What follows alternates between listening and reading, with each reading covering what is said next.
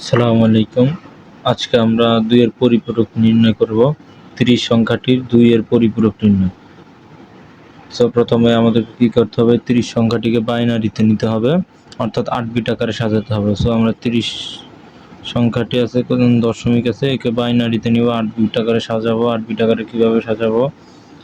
১, ২, ৪, ৮, ১৬, ৩২, ৬৪, ১২৮।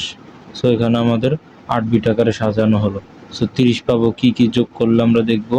তার মানে ১৬ আর ৪ যোগ করলে ২০, ২০ আর ৮ যোগ করলে ২৮, ২৮ আর ২ যোগ করলে হচ্ছে ৩০। তার মানে আমরা ৩০ পাইতেছি এই ৪টা অংশ যোগ করলে। তার মানে এই ৪টার জন্য 1 হবে,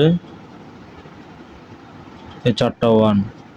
তার মানে ১৬, ৮, ৪, ২, এই ৪টা 1, তারপরে একটা সংখ্যা আছে সেটা 0, আর বাকি 3টা 0 হবে আগে। এটা হচ্ছে 30 এর বাইনারি।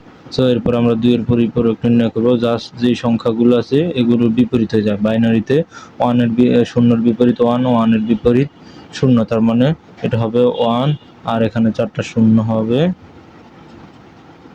আর এই 3টা 1 হবে।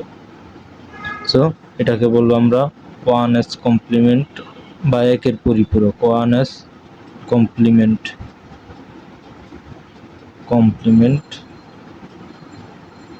বা 1 এর পরিপূরক।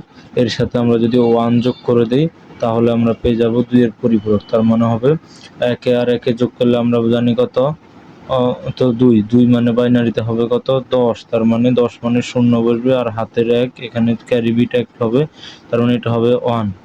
আর বাকিগুলো সব যেভাবে আছে ভাবে 0 0 0 1 1 1। এটাই হচ্ছে আমাদের 30 এর 2 এর পরিপূরক। 2 এর পরিপূরক বা 2s কমপ্লিমেন্ট। 2 এর পরিপূরক এটা।